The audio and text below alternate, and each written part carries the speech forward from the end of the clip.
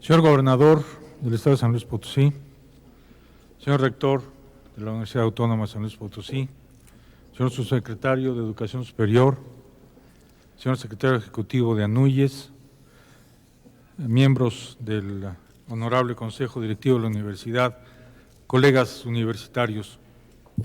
Ante todo, quiero agradecer a la Universidad Autónoma de San Luis Potosí esta oportunidad que me brinda de expresar algunas ideas sobre la misión y el gobierno de las universidades, en especial en lo referente a la autonomía de las mismas. Agradezco sinceramente a su rector, el ingeniero Jaime Valle Méndez, haberme transmitido la gentil invitación del Honorable Consejo Directivo de la Universidad para estar presente en esta sesión conmemorativa de los 80 años de la emisión del Decreto de Autonomía de la Universidad, que convirtió a esta institución en la primera en adquirir el rango de autónoma en nuestro país. Es un honor y un privilegio hablar ante este distinguido cuerpo académico y ante la comunidad potosina. Hace un poco más de 80 años, Rafael Nieto, entonces gobernador de este estado, en un análisis de la situación del Instituto Científico y Literario de San Luis Potosí, al que el señor rector ya se refirió, y que fue previo a la declaración de autonomía que lo convirtió en universidad, se refería a los varios enemigos que el instituto tenía entonces. Entre ellos se incluían a quienes sostenían que era un lujo injustificado mantener una institución de educación superior elitista en un estado pobre, en lugar de apoyar mejor a la educación básica. Otros proponían que sería mejor usar el dinero del instituto para becar en la Ciudad de México o en el extranjero a quienes se quisieran formar con buena calidad.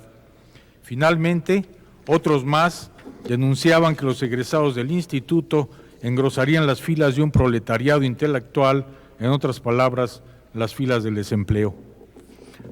¿No les suenan estos argumentos ominosamente actuales? A pesar de que más de 80 años han pasado desde entonces. ¿Son las instituciones de educación superior las que no han cambiado? ¿O son los enemigos perennes de la educación superior, especialmente la pública, los que siguen con la misma miopía? Es posible que sea un poco de la mezcla de los dos, o más bien que juegue un importante papel otro elemento que tiene que ver con la percepción social en nuestro país de las instituciones de educación superior, la cual yo sospecho es la verdadera causa de por qué las cosas no han cambiado tanto como quisiéramos en estas 8 o 9 décadas. Me referiré a ello un poco más adelante en esta intervención, después de una brevísima glosa de cómo se origina la institución universitaria. Si bien el modelo universitario que surgió en el siglo XIII y que situó al maestro en el centro de la institución y que hace de la libertad la esencia del mundo académico, persiste hoy en día, en tanto que la institución universitaria conserva aquella finalidad de custodiar y enriquecer el conocimiento en general, es un hecho que cada universidad en particular es producto de la herencia y del medio social y cultural que la rodea y en el que se ha desarrollado. En el medioevo, bajo el mecenazgo de príncipes y eclesiásticos, la universidad permaneció aislada del acontecer mundano y prácticamente restringida a asuntos de carácter teosófico. A decir de Edmund Ashby, profesor de la Universidad de Cambridge y estudioso del tema, las universidades de entonces eran como aquellos jardines privados, preciosa y minuciosamente cuidados, ajenos a las necesidades y a los problemas de su entorno. Desde principios del siglo XX y bajo el patrocinio de gobiernos y de particulares, las universidades se hallan íntimamente ligadas a y son generadoras del desarrollo económico y social de los países a los que pertenecen y son vistas como fértiles terrenos de cultivo de los que la sociedad espera una buena cosecha. La universidad, que durante siglos fue una institución restrictiva en su matrícula, registró apenas en el siglo pasado, particularmente en la década de los años 60, una fuerte tendencia a convertirse en una institución de masas. Este es un fenómeno que en México fue analizado con particular acidez por ese notable filósofo del trasterro español, don José Gauss. De ser considerado un bien de consumo, la universidad se volvió un bien de capital y de ahí la preocupación explícita de los diferentes gobiernos y sociedades de nuestro tiempo por su calidad y por su destino. Ambos, sociedades y gobiernos, esperan que las universidades respondan a las necesidades de la sociedad de la cual forman parte. La educación superior ha demostrado ser el factor más importante de desarrollo económico y social de un país. Hoy por hoy, en las sociedades más modernas y avanzadas, las universidades desempeñan un papel estratégico en los destinos de las naciones. Esto ha sido posible gracias a que los respectivos gobiernos de esas naciones han colocado a la educación superior a la cabeza de sus prioridades presupuestales y no nada más de sus prioridades verbales. No por accidente, los países económicamente más avanzados tienen un fuerte aparato científico y tecnológico y un sólido y diversificado sistema de educación superior. Estos tres elementos están íntimamente ligados y son interdependientes. Pero como cualquier sistema que evoluciona, la universidad se enfrenta a la necesidad de adaptarse a los cambios y responder a las presiones que ejercen sobre ella la sociedad y el medio cultural y económico, pero sin perder su esencia, su libertad y su deber ser. Este deber ser de la institución no es otra cosa que el libre ejercicio de sus funciones propias, es decir, la práctica de la libertad de análisis de las ideas, de la libertad de investigación y de la libertad de expresión. La libertad ha sido una condición sine qua non de la vida universitaria.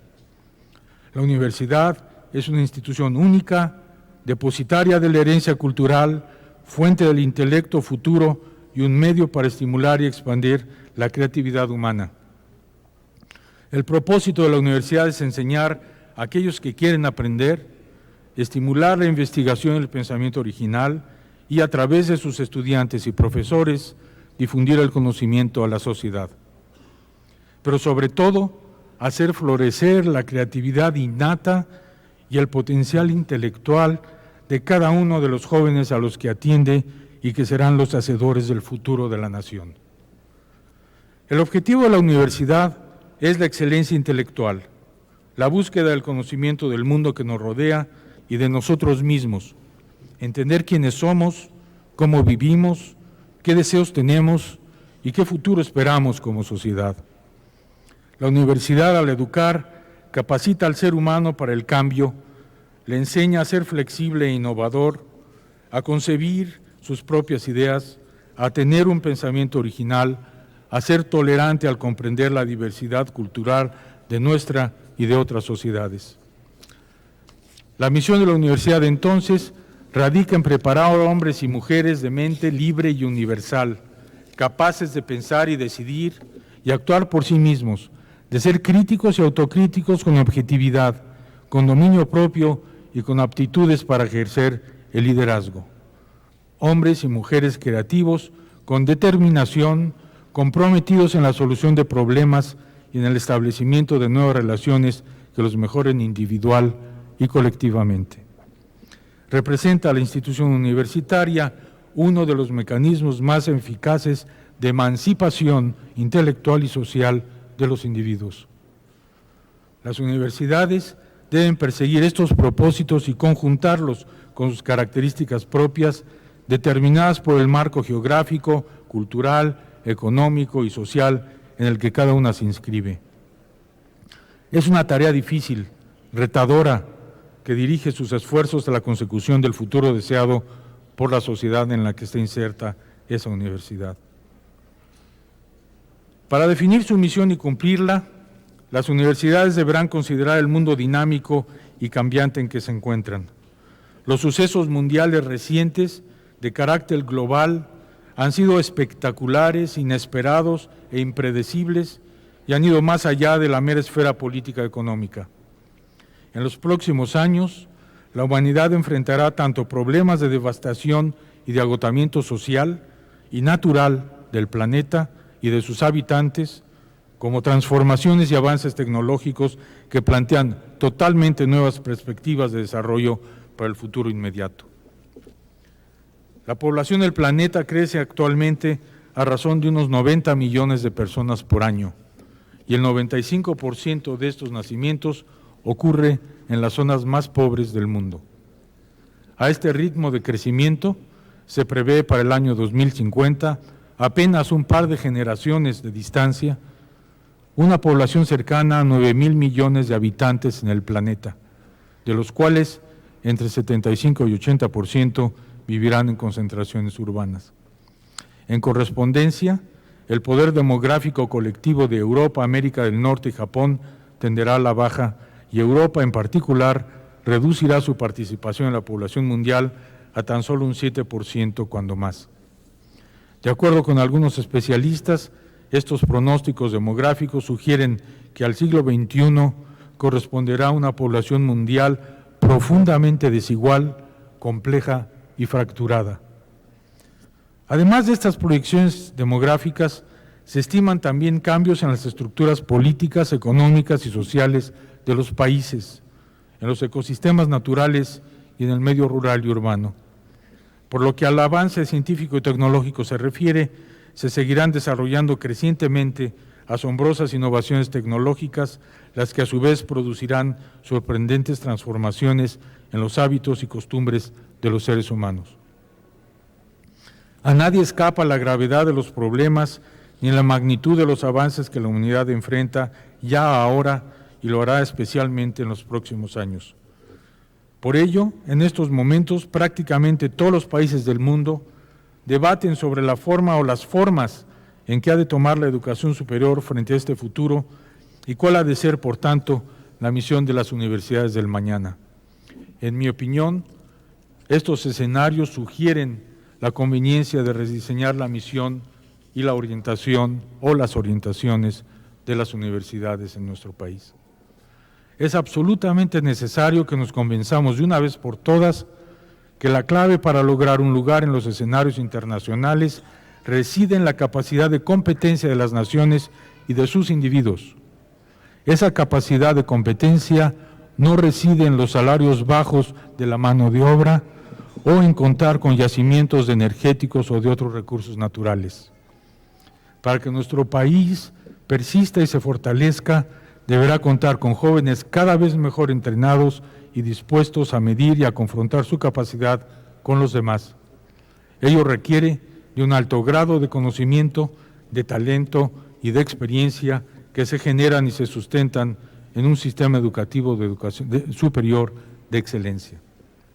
Educar el talento nacional es la gran tarea universitaria, porque tal educación garantiza la vida de la nación en lo material, la identidad de su cultura en lo social, el respeto por la autoridad moral de las personas y el ejercicio de la soberanía como derecho de autodeterminación. Es así que universidad, nación y destino del hombre están enhebrados en un proyecto que viene tramándose desde los remotos tiempos en que fueron fundados los primeros centros universitarios en nuestro país y que hoy, más que nunca, tal proyecto es fundamental para el futuro. La institución universitaria es una de las más complejas organizaciones de la sociedad moderna y por ello una de las más difíciles de gobernar si es que no se entienden las particularidades y las necesidades de su comunidad y los propósitos para los cuales una universidad existe. Es cierto que cada universidad tiene sus propias formas y mecanismos para organizarse y gobernarse, pero también lo es que a través de los siglos se ha conservado un denominador común que persiste en las universidades de todo el mundo y que tiene que ver con su propia esencia. La comunidad universitaria se gobierna a sí misma, es decir, la universidad es conducida por colegas universitarios a los que une el principio de lealtad hacia su casa de estudios.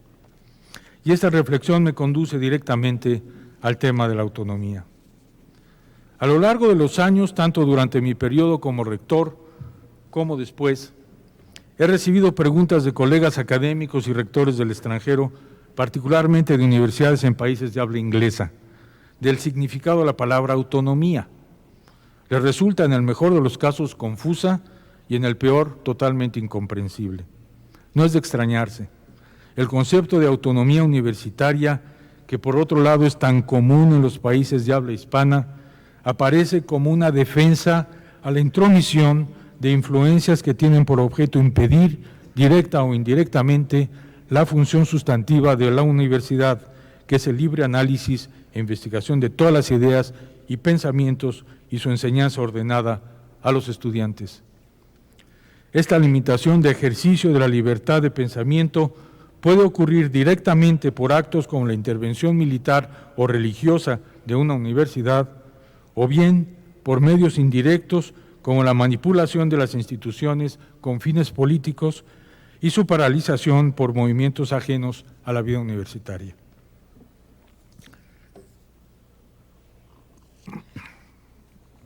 La historia de España y de nuestros países latinoamericanos está tristemente poblada de ejemplos de por qué la palabra autonomía ha tenido, y me temo que aún tiene en varios casos, vigencia plena.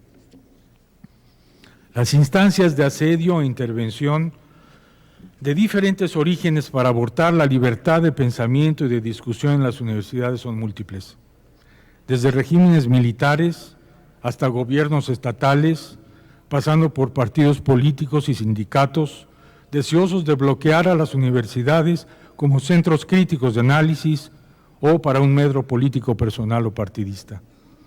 No voy a entrar a citar casos específicos. Tenemos dolorosos ejemplos de ello en nuestro país, unos muy cercanos en el tiempo, otros afortunadamente ya lejanos. El que la autonomía sea algo así como una palabra redundante para quienes vienen de universidades del área anglosajona o de Europa, con excepción de España, es explicable. Para ellos, el concepto de universidad es consustancial con la idea de la libertad de discusión, análisis y creación del pensamiento humano. Por eso, en esos países existe el calificativo muy específico de universidades confesionales para aquellas que están limitadas por motivos religiosos o filosóficos a determinadas formas y áreas del pensamiento humano.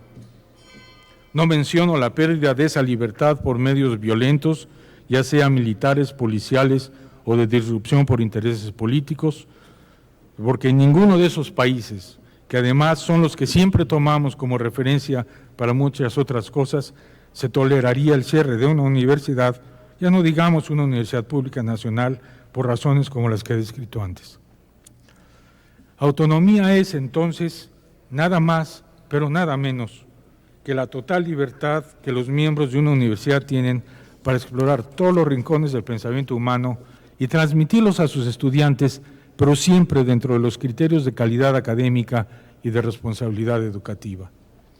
No significa eludir normatividades ni marcos jurídicos aplicables a ellas, ni actuar como santuarios de quienes han quebrantado la ley, ni servir como centros de activismo partidista, y menos aún, para el caso de las universidades públicas, rehuir la obligación de ser solventes ante la sociedad y rendirle cuentas, como lo dijo muy bien el señor rector, no solo financieras, de los resultados del uso de los recursos públicos a su disposición para el cumplimiento de su tarea académica.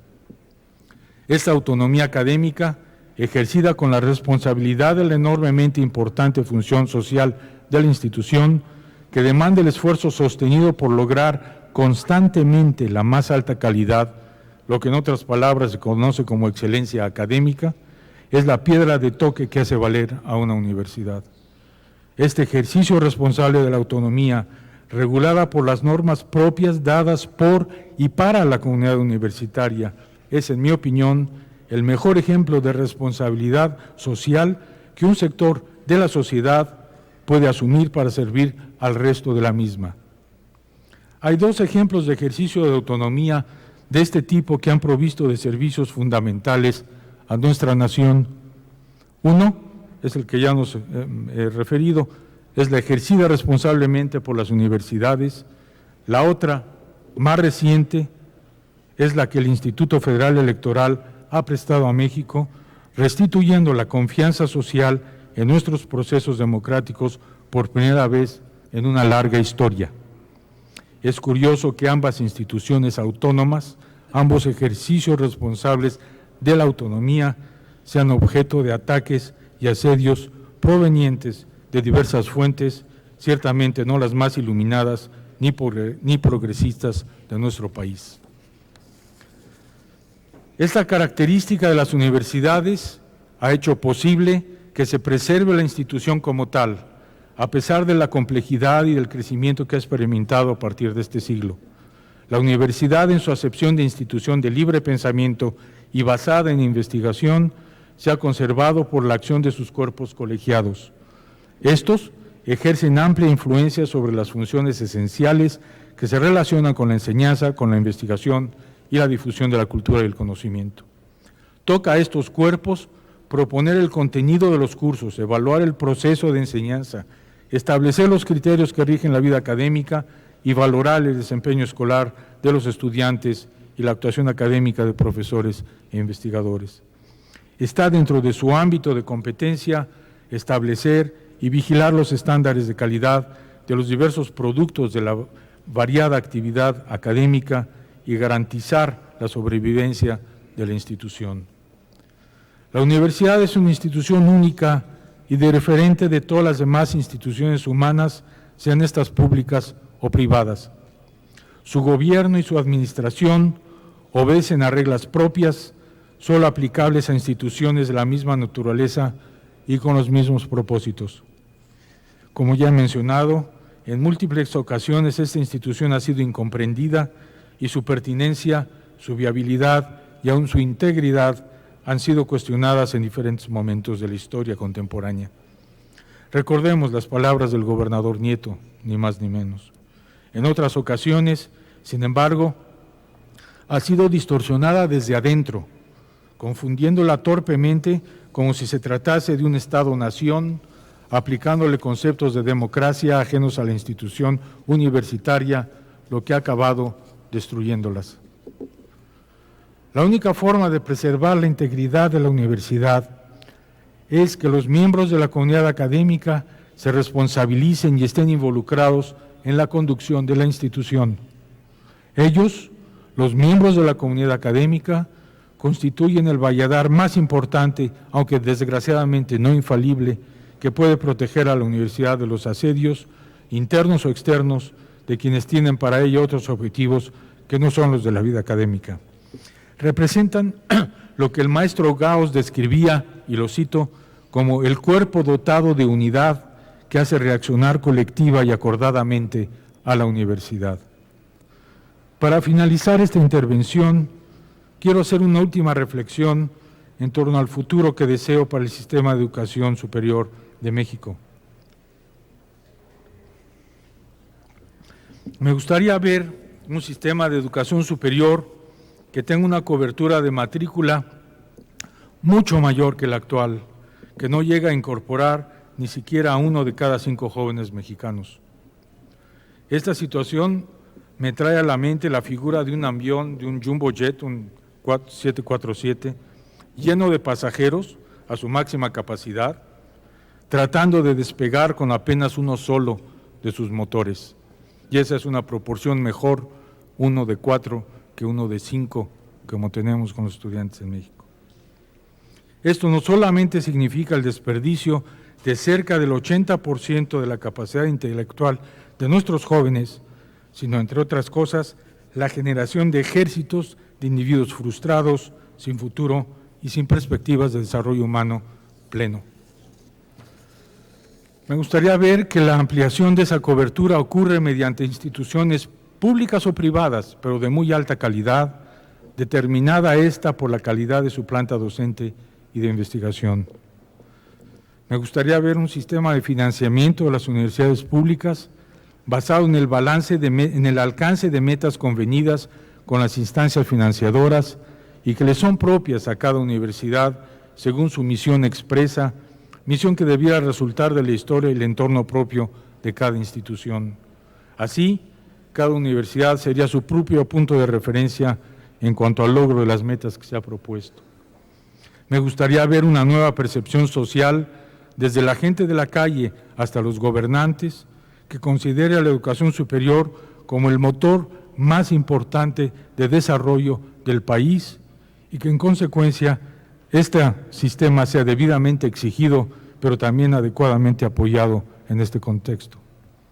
Me gustaría ver un sistema de universidades que lleven a cabo un esfuerzo sostenido para formar profesionales que se distingan por su conocimiento de vanguardia y el dominio de su especialidad, por su competencia en el entorno internacional y su compromiso con la nación y por el orgullo de pertenecer a ella y ser parte de su historia. Me gustaría ver en esta era tecnológica una universidad mexicana que propicie que los altos ideales individuales de perfección y los colectivos de la sociedad sean uno solo. Es en las universidades donde se estudia el conocimiento de los valores humanos y debe ser en ellas donde se resguarden estos valores por la defensa del hombre.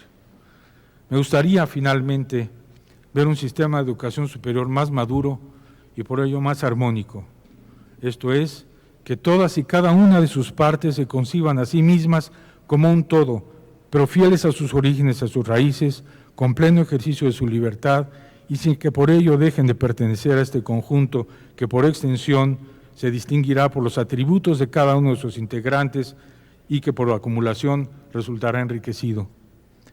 Por un sistema en el que se dé un mejor equilibrio entre docencia e investigación, en el que sus partes se constituyan en verdaderas opciones de formación profesional y académica para un mucho mayor número de jóvenes y se conviertan con esta práctica en polos de desarrollo de las diferentes regiones del país.